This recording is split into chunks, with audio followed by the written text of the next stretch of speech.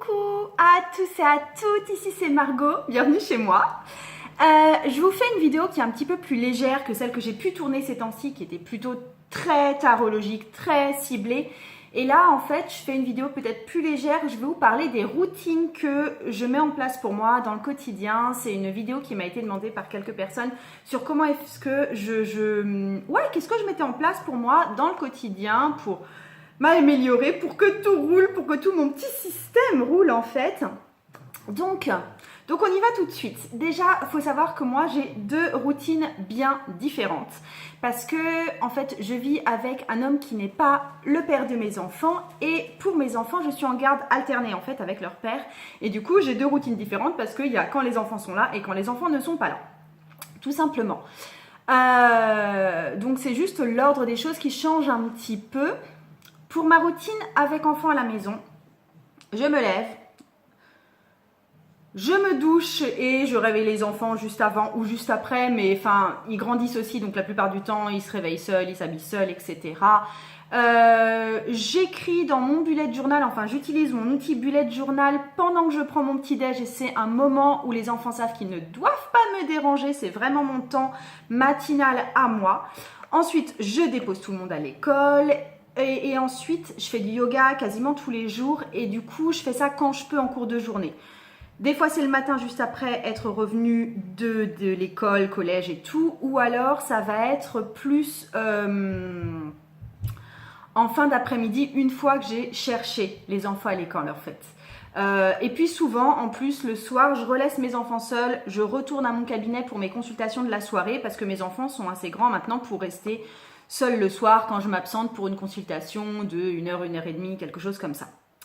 Quand je suis sans enfant, c'est juste plus light pour moi et j'organise un peu plus les choses comme moi je l'entends et selon, il y a un peu plus de respect forcément pour mon propre emploi du temps. Donc je me lève, je ne prends pas ma douche, je petit déjeune en face de mon bullet journal, ensuite je fais du yoga, ensuite je prends une douche et ensuite je me mets au travail. Je travaille quand même énormément depuis ma maison. Et je vais au cabinet quand j'ai des consultations à faire vraiment au cabinet. Donc voilà, c'est vraiment qui est pas mal centré autour de ma maison quand même, mine de rien. Donc, c'est vrai que j'ai une routine où il y a quand même où j'accorde pas mal de temps à mon travail, moi, personnel, à mon temps personnel, à mon temps de développement personnel. Mais c'est aussi parce que, en fait, moi, j'accompagne des personnes soit par le biais du tarot, soit en thérapie conjugale et je peux pas me permettre d'arriver à mon travail en boxon émotionnel, pas possible. C'est des choses que je dois avoir réglées chez moi. Je dois avoir travaillé la plupart des problématiques que je travaille avec mes consultants. Donc pour moi, c'est limite une obligation professionnelle d'être dans cette clarté et dans d'avoir le ton juste, d'être dans mon énergie, d'être dans ma puissance et de pas faire n'importe quoi et de pas être en train d'avoir l'esprit qui barbote à gauche et à droite parce que j'ai des trucs qui ne sont pas réglés en fait chez moi. Enfin voilà, je suis quand même humaine et ça va forcément m'arriver de temps en temps. Mais là, le but c'est aussi de gagner un maximum de focus et de clarté d'esprit pour servir au mieux tous mes consultants. Donc, j'en dis un peu plus pour l'outil vraiment bullet journal. Donc moi j'ai des bullet journal qui me font 3 mois en fait. Donc je remplis tout ça en 3 mois parce que j'y suis productive et voilà, je suis très fournie au niveau écriture bullet journal. C'est vraiment un outil du quotidien. Donc qu'est-ce que je fais quand j'arrive le matin? Je prends ma page de la semaine. Donc là aujourd'hui on est lundi, donc il n'y a vraiment pas grand chose de marqué.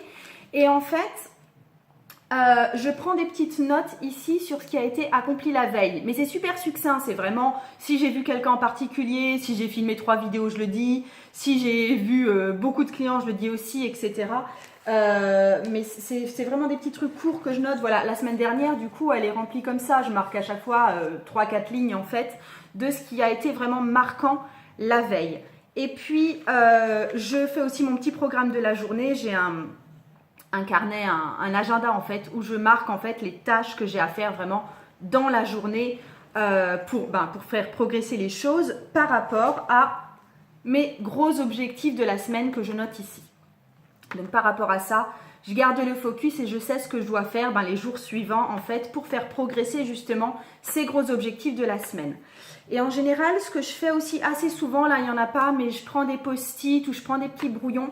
Et puis quand il y a un truc qui m'a marqué, je prends des petites notes soit sur mes réussites et ce que j'ai été contente d'accomplir et ce que j'ai peut-être fini avant l'heure, etc. Ou alors des petites notes sur ce que je veux faire prochainement durant les prochaines semaines. Et ça, ce seront des choses que je vais intégrer à mon bilan de la semaine que je vais faire là et à mes objectifs de la semaine d'après. Donc, je fonctionne un peu comme ça. Et ensuite, tous les jours, je marque la date du jour. Là, on voit lundi 11 février 2019. Et ensuite, ça m'arrive, mais c'est extrêmement rare que je fasse juste de l'écriture. Juste, je marque ce que je ressens ou bien ce qui m'est arrivé tout dernièrement. C'est très très rare que je fasse ça, donc juste du journal intime.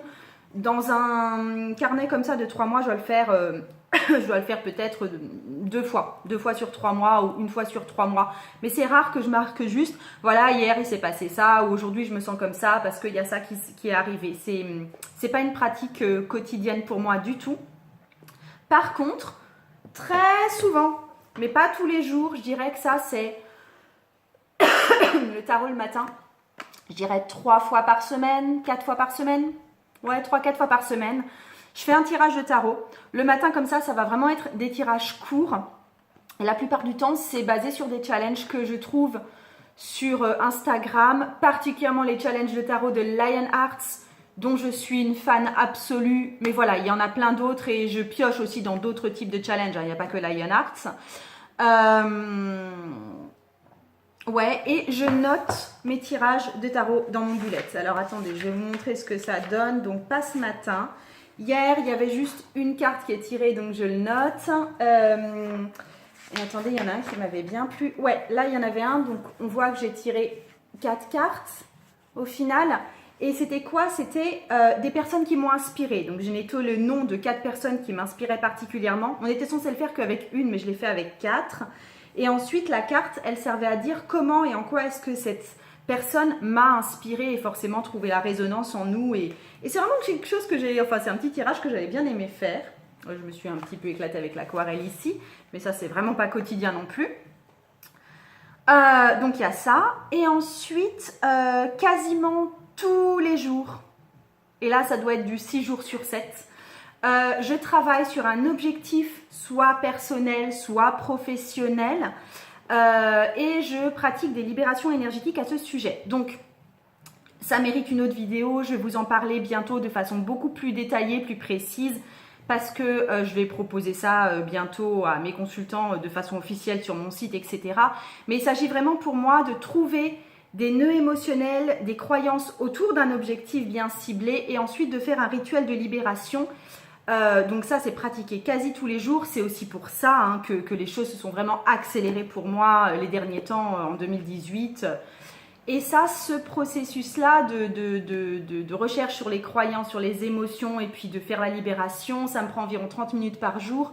Donc tout le processus, tarot compris, bullet journal, écrire la date, blablabla, ça va me prendre une 40aine de minutes dans ma journée au quotidien.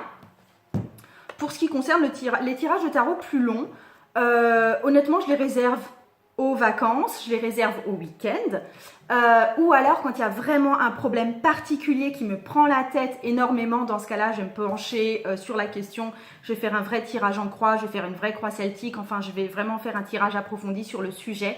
Mais en fait, le tarot, dans mon quotidien, il me sert beaucoup moins à désamorcer ce qui ne va pas qu'à trouver un peu dans quelle direction aller quand je suis un petit peu paumée. Et ensuite, yoga. Je pratique le yoga avec la chaîne YouTube Yoga with Adrienne. Je suis amoureuse d'Adrienne dans sa chaîne Yoga with Adrienne. Je vous le recommande, même si voilà, j'ai aucune...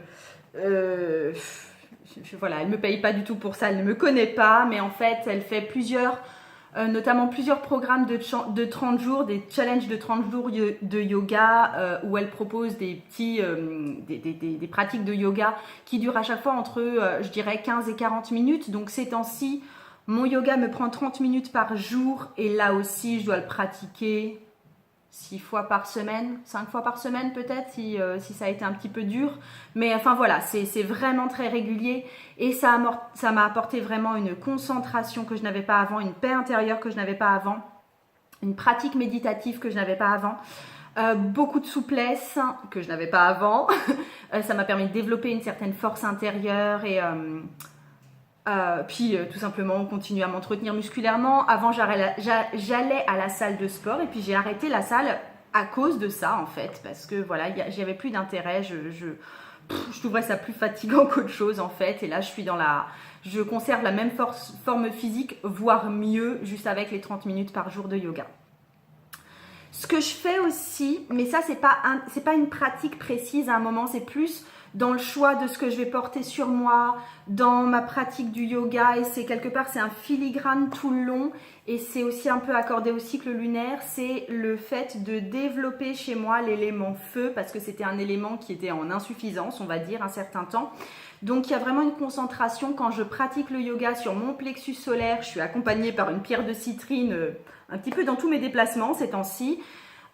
Donc il y a vraiment une concentration sur mon élément feu et sur le fait de redonner du pouvoir à mon côté feu. Donc c'est quelque chose qui est en train de se développer, c'est quelque chose que je vais finir par vous proposer à vous aussi à un moment, mais je pense que ce sera plus en 2020 parce que là j'ai besoin honnêtement de toute une année de pratique, c'est quelque chose de très très énergétique et donc voilà. Important aussi, mais ça fait pas partie du développement personnel, c'est le midi, je retrouve mon homme, on mange ensemble, on bavarde, la plupart du temps on fait une mini sieste ensemble et c'est super important, ça fait partie de notre rituel de couple. Ça fait partie de notre vie commune. C'est pas là où il se passe des grandes choses. C'est pas là où on a des grosses discussions où c'est particulièrement hot tous les deux. Mais c'est vraiment ce qui lie, ce qui fait notre quotidien d'amoureux, ce qui fait qu'on se retrouve et qu'on est ensemble et qu'on a vraiment ce temps où on est seuls toujours tous les deux. Et j'ai du mal à rogner là-dessus quand en fait je dois avoir des collègues ou je dois avoir une consultation. C'est quelque chose que je déteste annuler en fait. Et le week-end, j'ai forcément un temps en plus pour faire mon bilan de la semaine, pour fixer les objectifs de la semaine prochaine ou du mois aussi, parce que des fois il y a un passage de mois en mois. C'est vraiment un temps que je m'accorde pour faire un vrai point. Et donc le tarot là-dedans, il me sert vraiment à me projeter, mais je ne m'en sers honnêtement pas toujours. C'est vraiment selon mes besoins. Parfois, j'ai vraiment très très très besoin de me sentir guidée parce que je navigue un peu à vue et c'est le brouillard. Mais parfois, ça va vraiment tout seul. C'est vraiment le flow là. Et comme ces temps-ci, du coup, je sors effectivement beaucoup moins les jeux de tarot. Je passe plus de temps ces temps-ci à étudier le tarot qu'à travailler le tarot pour moi à titre personnel. Si vous avez aussi envie de trouver vos routines, etc., je vous parle de mon actualité quand même parce que j'ai remis en vente le cours Tarot et Bugeaud, Tarot et Bullet Journal. Donc les ventes sont ouvertes pendant 2 semaines, donc vous avez jusqu'au 24 février pour vous inscrire et on commencera tout ensemble le 25 février et franchement je me réjouis trop parce que justement j'aime être dans cet élan, cette dynamique. Donc c'est vraiment pour vous si vous avez besoin de peut-être plus vous organiser parce qu'il y a des champs de votre vie que vous voulez développer et que vous ne développez pas, vous ne savez même pas trop pourquoi. Ou alors vous ne savez pas exactement par où commencer ou quand commencer ou sous quel angle commencer. Vous savez peut-être même pas trop si ce truc-là, il est bien fait pour vous ou vous hésitez entre 2 champs ou voilà, il y a encore un flou à ce niveau-là au niveau de la direction. Donc, pour mieux définir tout ça, on va s'aider du support écrit, donc bullet journal, et on va s'aider aussi du support des cartes, donc tarot ou oracle. Pour une fois, je ne fais pas de discrimination envers les oracles, il n'y a juste aucun problème. Je veux juste que vous soyez à l'aise avec vos cartes. Et avec ça, on va réussir à trouver vos voies, trouver vos priorités et dans quel ordre établir vos priorités. Et puis les cartes, il ne faut pas oublier que c'est un super outil justement pour trouver vos blocages et les désamorcer. Donc ça va nous servir à tout ça. On va passer ça un peu au peigne fin pendant 4 semaines. Donc je vous attends, je vous mets tout ça en barre d'infos. J'espère que ça vous a aidé d'en savoir un tout petit peu plus sur moi et comment je faisais un petit peu dans le quotidien. Et puis je vous fais d'énormes bisous. Je vous dis à très très bientôt.